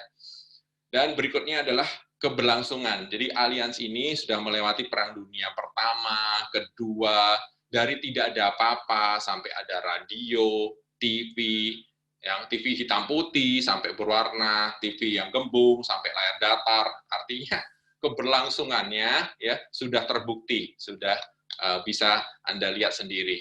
Oke. Next. Bagaimana dengan Vision agensi kami? Ya, kenapa harus dengan Vision? Ya, Vision itu pemimpin besar industri di asuransi. Vision terdiri dari lebih dari 2.000 bisnis partner dan lebih dari 7.000 bisnis eksekutif. Nah, bisnis partner atau bisnis eksekutif nanti Anda bisa tanyakan pada orang yang mengundang Anda. Produksi dari Vision ya sudah mewakili 56% dari Allianz Star Network. Artinya, secara nasional, Vision menyumbang 56%. Single ya, hanya satu agensi, menyumbang 56% dari total nasional. Nah, MDIT, saya akan terangkan sedikit mengenai MDIT, adalah orang-orang yang sudah join dan sudah terbukti berhasil mendapatkan income lebih dari 1M per tahun. Itu sudah lebih dari 200 orang di Vision. Ada 29 cabang di Indonesia, dan semuanya itu didapatkan, jadi mulai dari kepemimpinan besar di industri sampai MDIT yang 200 orang, sampai 29 cabang di Indonesia, dalam waktu 5 tahun. Nah, apa yang bisa dibawa pulang? Ya, silakan. Fast growing, jadi cepat berkembang. Ya. Vision fokus, ya, mengerti sekali apa yang mesti dikerjakan, dan paham sekali. Ya. Teknik-tekniknya semuanya akan diajarkan, dan proven, artinya apa? Sudah banyak yang berhasil. Oke. Nah, masuklah kita ke tahap yang namanya how, atau bagaimana kita mengerjakan bisnis ini. Nah, saya minta waktu, ya, saya minta perhatiannya betul-betul, karena ini sangat-sangat penting. Ya, ini semua akan hitungan, tolong konsentrasi, dan bisa tolong bawa catatan, boleh. Kalau tidak bawa catatan, Anda bisa screenshot, boleh juga. Tak apa, ya, Anda bisa melakukan. Nah, ini harus dipahami, dan dia harus dipahami, betul-betul dipahami. Oke, kita mulai dengan BE, sebagai bisnis eksekutif. Jadi kalau daftar, sudah bicara sama yang ngundang, nah, lalu Anda melakukan kerjaan Anda sebagai seorang BE. Nah, sebagai seorang BE atau bisnis eksekutif, jualannya adalah 10 nasabah yang bisa membayar 3 juta per bulan premi. 10 nasabah yang 3 juta per bulan premi. Nah, begitu sampai di tahap ini, ya beberapa orang langsung ngomong, kan jualan kan? Kan jualan.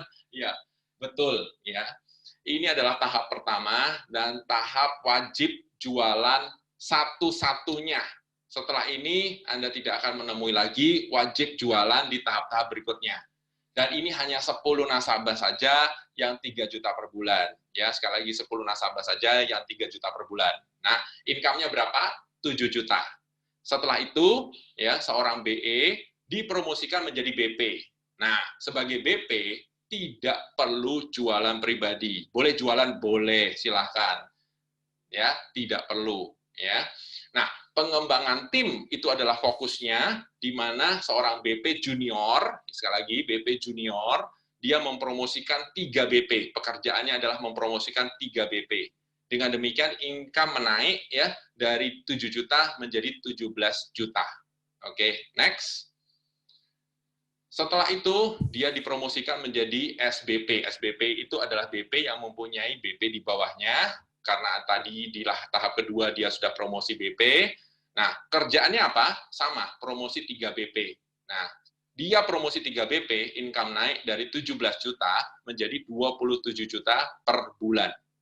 Oke, next. Promosi 3 BP lagi, income naik lagi menjadi 77 juta. Promosi 3 BP lagi, naik lagi, income menjadi 277 juta. Nah, pada tahap ini, ya biasanya tingkat confidence-nya juga bertambah. Nah, level 6 atau tahap ke-6, promosi 3 BP lagi, nah, income sudah menembus 1 miliar, tepatnya 1 miliar 77 juta. Nah, promosi 3 BP lagi, income menembus 4 miliar, tepatnya 4 miliar 227 juta, dan promosi 3 BP lagi, income menembus 16 miliar, ya, tepatnya 16 miliar 877 juta.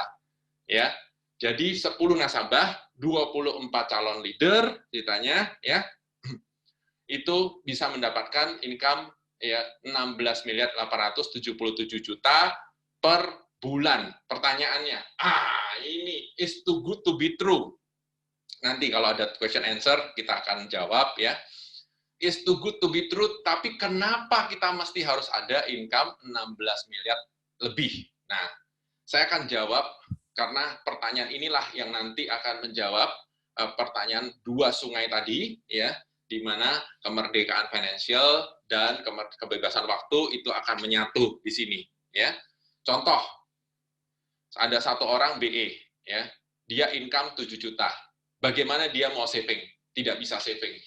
Jadi sudahlah, habiskan aja. Nah, begitu dia naik jadi BP, ya, income-nya 17 juta. Ya, pengeluarannya 17 juta juga. Jadi apa? No saving. Nah, tahap ketiga, income 27 juta. Ya, pengeluaran 27 juta juga. Karena ada kepikiran ya mau beli sesuatu, lalu mau jalan-jalan. Pada waktu income 77 juta pun ya ada kepikiran mau beli mobil yang menurut dia adalah mobil impian dia. Yang dia suka, mobil yang pantas buat dia. Oke. Pada waktu 277 ada kepikiran mau beli rumah yang layak. Jadi no saving juga. Nah, begitu menembus 1 miliar, ya please limit atau batasin pengeluaran, ya. Batasi ke 377 juta saja. Nah, tabung 700 juta. Begitu tabung 700 juta dalam waktu 1 tahun, ya, Anda bisa mendapatkan 8,4 M. Nah, Bapak Ibu juga bisa lihat ya, begitu menembus 4 miliar, ya, batasi pengeluarannya yaitu 427 juta saja, tabung 3,8 M. Maka aset terbentuk 45,6 M. Begitu menembus 16 miliar, batasi ya, pengeluaran 577 juta, maka tabungan dalam per bulannya adalah 16,3 M, sehingga aset terbentuk 195,6 M. Nah, kalau ini ditotalkan, Anda akan mendapatkan 250 miliar. Kenapa 250 miliar itu penting? Karena jika kita masukkan dalam deposito yang mempunyai bunga 6% aja per tahun, bisa didapatkan 1,25 M per bulan. Ini sekali lagi aset yang liquid. Bagaimana dengan bisnis? Bisnis tetap jalan, dan bisnis ini kita bisa wariskan ke anak.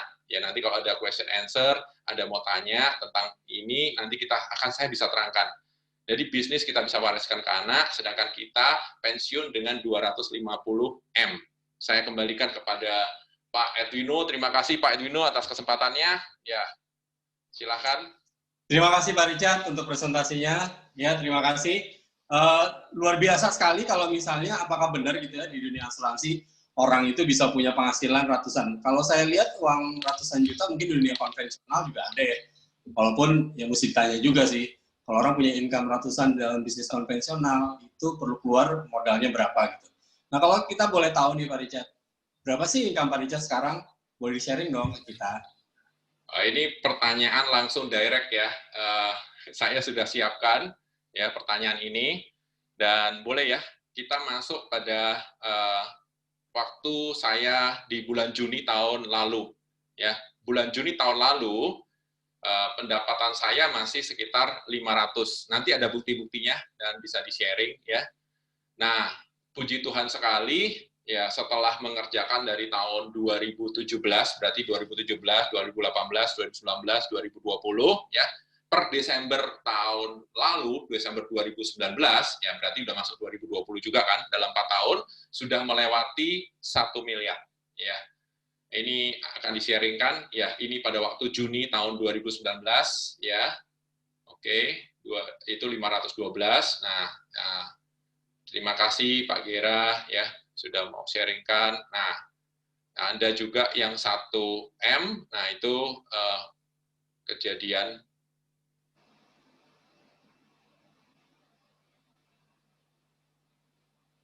ya, ini adalah yang di Desember tahun 2019. Sudah melewati 1M, itu rasanya enak banget ya, enak banget dalam 1 bulan itu lewatin 1M, dan sekarang ya syukur puji Tuhan alhamdulillah ya tetap bertahan di atas 1M, walaupun ada COVID, walaupun ada corona dan sebagainya, tetap di atas 1M, puji Tuhan sekali, bahkan menambah ya untuk kedepannya.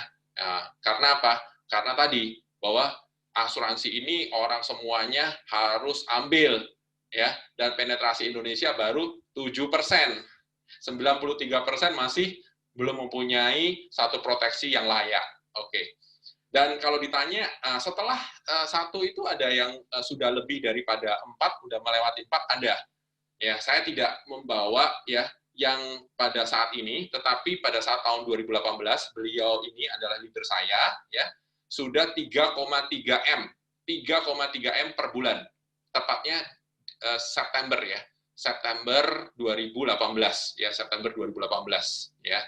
Leader saya adalah Bapak Denny Utama Hartono, beliau adalah founder dari Vision, ya bisa dilihatkan tuh 3,3 M, yes 3,3 M. Dan beliau sekarang sudah melewati yang tadi level 7 ya, tahap ke-7 yaitu tahap sudah lewat 4 M ya, 227. Oke, silakan. Jadi yang Pak Richard tadi paparkan itu sebenarnya bisa dan ada, dan sudah ada orang yang meraihnya gitu Pak ya, intinya seperti betul, itu ya. Betul. Nah, betul. Oke, pertanyaan berikutnya nih ada titipan juga. Tadi tanya gini Pak, kalau kita punya bisnis, ya entah itu bisnis untuk yang konvensional atau bisnis franchise, kalau terjadi apa-apa nih sama kita sebagai seorang pebisnis, kan kita bisa wariskan ke anggota keluarga kita gitu, terutama kalau misalnya kita punya anak ya ke anak kita gitu. Nah, pertanyaan berikutnya, memang ada gitu Pak di perusahaan asuransi yang bisa, atau bisnis asuransi yang bisa kita wariskan. Pengetahuan kita secara umum adalah begitu misalnya seorang pebisnis asuransi sudah tidak ada, ya sudah putus income-nya gitu. Oke, terima kasih pertanyaannya ya, sangat tajam sekali. Jadi syukur alhamdulillah ya, saya sendiri puji Tuhan tidak ada apa-apa ya. Tapi ini yang saya tanda tangani, dan nanti para bapak-bapak, ibu-ibu sekalian bisa tanda tangani dan bisa lihat sendiri di dalam perjanjian keagenan disebutkan jika agen atau leader ya BP maupun BE ya meninggal dunia, maka seluruh hak imbal jasa merupakan hak agen diberikan kepada ahli waris, yaitu legacy kompensasi. Ini sudah tercantum ya di formulir aplikasi. Oke. Nah, kita lihat dari case-case yang ada atau satu kejadian demi kejadian. Boleh? Nah, ini ada Bapak Arman. Bapak Arman meninggal dunia. Saya sangat-sangat hormat pada Bapak Arman ya. Tanggal 21 Desember 2016, umur 44 tahun, dan Bapak Arman terkena penyakit jantung. Pendapatan terakhir yang diwariskan adalah 10 juta per bulan. Nah, sambil jalan ya anaknya bisa dan istrinya bisa menjalankan, dan pendapatan sekarang anak dan istrinya itu malah sudah naik menjadi 45 juta per bulan. Ini suatu hal yang sangat-sangat kita syukuri karena Pak Arman ya sudah bisa mewariskan ya, walaupun sudah berada di surga ya, Pak Arman bisa mewariskan semuanya ini pada keluarganya. Oke. Ada contoh yang lain, yaitu Bapak Syam Hermi. Nah, Bapak Syam Hermi meninggal dunia. Saya hormat sekali pada Pak Syam Hermi ya. 21 April 2016, usianya 49 tahun, terkena penyakit kanker. Pendapatan terakhir yang diwariskan kepada keluarga adalah 30 juta per bulan. Dan sekarang anaknya kembar ya, Kevin dan Devin, bersama dengan istrinya Ibu Susana, akhirnya total semuanya 350 juta per bulan. Bahkan naik ya, pendapatan sekarang ini naik 1.600%. Ya, ini salah satu sekali lagi cerita-cerita yang menguatkan kita. Masih ada satu cerita lagi. Boleh diklik, Mas? Ya, oke. Ini adalah saya sangat-sangat hormat dengan Bapak ini, Pak Haryanto Marta ya. Pak Haryanto Marta baru saja meninggal tanggal 22 Februari 2020 pada usia 49 tahun. Pendapatan terakhir Pak Haryanto Marta adalah 500 juta per bulan dan diwariskan kepada istrinya Ibu Iin ya 500 juta per bulan ya, sampai sekarang juga tidak berkurang bahkan bertambah. Nah, dari 3 contoh-contoh tadi boleh ya kita sama-sama meyakini ya bahwa industri ini ya, industri asuransi ini sangat sangat menjanjikan, dan Anda memilih suatu perusahaan yang tepat, yaitu Allianz dengan legacy kompensasinya. Pastikan hal itu terjadi. Dan saya punya personal message, Pak Edwino, boleh ya Pak ya? Silakan Pak. Jadi pada hari ini Anda mendengar berita ini, saya menyerukan jangan keraskan hati. Ya, ini adalah jalan Tuhan. Anda diberikan satu kesempatan berkenalan dengan para pengundang, segera kembali pada para pengundang, dan Anda bisa memulai bisnis ini ya dengan pimpinan Tuhan. Tentunya Anda bisa bertemu dengan kami semuanya di meeting Zoom ini. Tuhan sudah menentukan dan Tuhan sudah berkehendak bahwa Anda menjadi pahlawan. Amin. We are the hope of Indonesia. Indonesia membutuhkan Anda, bisnis asuransi membutuhkan Anda, keluarga Anda membutuhkan Anda. Marilah kita sama-sama mempunyai kemerdekaan finansial dan kebebasan waktu. Terima kasih. Terima kasih. Boleh kita beri aplaus untuk Pak Richard Santosa untuk presentasinya. Oke, saya akan kembali ke panelis kita ya, terutama kepada Bapak Joni nih. Kenapa Bapak Joni dari tadi selalu kasih hitung-hitungan kan? Kan tadi problemnya kita melalui yang kita dengar dari Pak Joni adalah value. Berapa sih kita dibayar? Nah, Pak Joni, apakah Pak Joni udah menghitung kalau misalnya seorang pebisnis asuransi itu punya income, terutama seperti contohnya Pak Richard ini nih ya, punya income 1 miliar per bulan. Sebenarnya kerja beliau itu dibayar berapa sih sebulan? Pak Joni silakan. Wah, bukan kebetulan ya, Pak Edwino. Saya juga udah siapin hitungannya tadi ya, langsung on the spot ya. Karena saya penasaran sekali nih, berapa sih kita dibayar per jam? bila Anda seorang bisnismen di asuransi dengan income 1 miliar per bulan ya, seperti Pak Richard tadi ya. Nah, kita asumsi kita, 1 miliar per bulan kerjaannya itu pasti seperti kerjaannya direktur ya, yang sebulan mesti kerja 360 jam nih.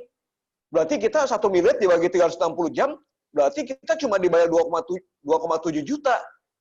Padahal setelah saya cari tahu, ternyata kita itu kerjanya walaupun gaji kita 1 miliar, kerja itu seperti seorang manajer yang sebulan hanya 160 jam. Berarti 1 miliar dibagi 160 jam, kita dibayar 6.250.000. Wow, itu artinya ya, Pak Edwino, seorang bisnismen asuransi, 1 jam kerjanya senilai 7 gram logam mulia. Wow, ini menarik sekali, menarik sekali. Jadi bling-bling gitu ya, Pak Joni. Bling-bling banget nih, apalagi buat yang pasangan yang memang benar-benar butuh emas ya. Oke. Emas. Oke, terima kasih Pak Joni untuk pemaparannya luar biasa. Jadi kita dibayar, jadi kemudian ada juga nih pertanyaan ya.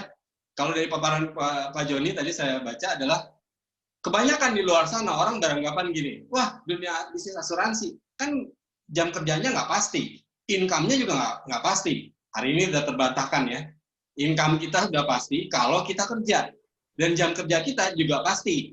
Kenapa? Karena kita yang menentukan sendiri ya Pak Joni ya, tidak perlu 260 jam, tapi hanya cukup berapa Pak Joni? 160 jam. 160 jam aja. Artinya dari Senin sampai Jumat, 5 days a week ya, anggap kita kerja dari jam 7 sampai jam 5. 7 malam. Ya, jam Every 7 day. sampai jam 7 malam. Ya. Iya kan? Ya, anggaplah kita bekerja seperti itu. Ya itu itu kita dibayar 2 juta per jamnya, Pak Joni ya. Oke, saya akan kembali ke Pak Andri Wicaksono. Pak Andri Wicaksono, bagaimana dengan problem yang kalau misalnya kita perlu tabungan untuk dana pensiun kita serta waktu dari penjelasan Pak Richard tadi? Oke, ya memang ini merupakan sebetulnya kalau buat saya ini merupakan double solusi ya, Pak Edwino.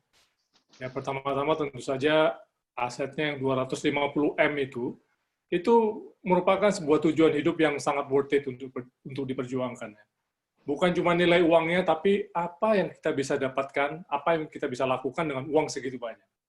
Jadi kita kalau saya misalkan memproyeksi di masa depan gitu ya mengenai wakaf gitu ya, bisa berwakaf masjid, itu merupakan uang yang benar-benar worth it untuk diperjuangkan. Kemudian yang kedua, kita melihat prosesnya. Kalau saya melihat prosesnya di bisnis ini itu bisnis vision ini sebagai proses yang seksi gitu ya, di mana kita semua itu bisa memanfaatkan waktu di rumah itu bisa memulai bisnis loh. Dan membantu kita bersiap-siap juga. Mana tahu ya masa depan, apalagi masa COVID begini, itu bisa menggantikan cash flow kita teman-teman yang akan terpengaruh gara-gara COVID. Ya kan kalau kita punya prediksi bahwa ke depan bakalan hujan, maka kita siap-siap payung. Nah, bisnis ini adalah payungnya ya. Kemudian juga bisa memperoleh kemerdekaan waktunya juga tanpa harus kehilangan uang. Karena kan bisnisnya nggak ada modalnya gitu. So I think this is going to rediscover our purpose gitu ya, dan put us back in the right track gitu. Gitu Pak Edwino. Oke, terima kasih Mas Andri ya. Jadi dengan kalau kita sudah punya aset 250M ya, di mana dari aset tersebut akan memberikan fixed income kepada kita untuk kita pensiun sebesar 1,2M per bulan ya kalau nggak salah tadi ya. Jadi ini jadi solusi ya, tentu semua akan jadi solusi buat kita. Nah, pasti kebanyakan dari orang-orang yang hadir di sini, Bapak dan Ibu semua sudah penasaran. Ini kan bisnisnya luar biasa, ya kan? Tadi dibilang sama Pak Richard waktu presentasi, bisnis asuransi ini tidak perlu modal. Apa iya tidak perlu modal? Ya, jadi syaratnya gampang banget sebenarnya, Bapak Ibu dan teman-teman semua, untuk bisa langsung menjalani bisnis ini. Ya, first step-nya adalah gini. Kalau ada orang yang bilang bahwa a journey of 1,000 success begins with the first step. First step-nya adalah pertama, cukup siapkan fotokopi KTP, ya, kemudian fotokopi NPWP, kemudian foto rekening tabungan, pas foto 3x4, nggak usah satu lusin. 1 lembar aja, ya. Terus isi form aplikasi.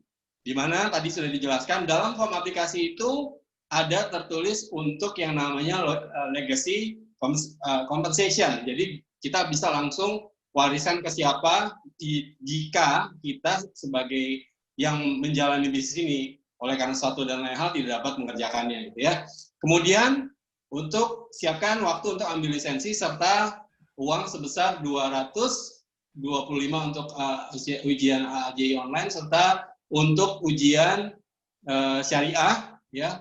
Jadi totalnya 353.000 ya, 353.000. Cukup ini aja teman-teman. Silakan Bapak Ibu dan Saudara, hubungi orang-orang yang mengundang Anda ya ke dalam meeting kita hari ini, hubungi dan siapkan ya pertanyaan-pertanyaan kepada beliau. Pasti yang mengundang Anda sudah siap untuk menjawab dan siap menjadi partner Anda di bisnis ini. Oke, dan kalau yang lainnya pasti akan banyak, saya percaya pasti ada banyak pertanyaan ya. Untuk itu silakan Anda hubungi orang yang mengundang Anda karena waktu yang serba terbatas, jadi kita tidak bisa menjawab semua pertanyaan. Dan next, lain kali kita akan ada lagi acara-acara yang luar biasa yang akan mungkin menjawab pertanyaan-pertanyaan teman atau Bapak Ibu sekalian yang ada di sini. Oke, sebagai penutup ya, mindset yang salah itu adalah orang yang berpikir 2-5 tahun membangun bisnis adalah waktu yang lama untuk menjadi kaya. Kalau kita tadi jelas, kita lihat ada tahapan-tahapan bisnisnya gitu ya. Tapi rela bekerja 20-30 tahun untuk pekerjaan yang mereka tahu tidak akan merubah hidupnya ya dengan alasan tidak punya pilihan. Hari ini bersyukur kita semua ada dalam ruangan meeting ini ya, kita semua punya pilihan. Pilihan untuk tetap menjalani bisnis kita dalam kehidupan kita yang sekarang yang lama-lama, atau pilihan untuk merubah hidup. Dan merubah hidup itu seperti yang tadi, cukup dimulai dengan, boleh balik lagi persyaratan dan administrasi Pak Gera, cukup dimulai dengan ini, the first step. Ya, pertanyaan-pertanyaan pasti akan bisa dijawab. Pasti akan bisa dijawab dan pasti akan terjawab dalam kesempatan atau sesi kita berikutnya. Dan saya pasti, dan kita semua pasti akan mengundang teman-teman semua, Bapak dan Ibu semua untuk hadir dalam sesi kita yang berikutnya. Kita siapkan untuk program-program yang menarik. Ya seperti biasa, nanti silakan tanya lagi info kepada orang-orang yang mengundang Anda. Ya, sekian dari saya sebagai moderator. Terima kasih atas kesempatan yang diberikan kepada saya. Terima kasih buat semua para peserta yang sudah setia dari awal ya sampai dengan akhir sampai detik ini. Terima kasih untuk para panelis, Bapak Joni Gunawan, Bapak Andi Wicaksono, serta Bapak Richard Santosa. Kita beri aplaus untuk mereka semua. Sukses untuk semuanya. Terima kasih Coach Edwin. Sukses untuk semuanya. Terima kasih Pak Edwin. Semuanya. Pak. Ya, silakan Pak Gera, semua host di termasuk unmute host. semua, biar mereka semua bisa mengatakan terima kasih kepada para panelis dan keynote speaker kita. Thank you, sampai ketemu. Sampai ketemu pada kesempatan berikutnya. Sampai jumpa lagi. Sampai jumpa lagi.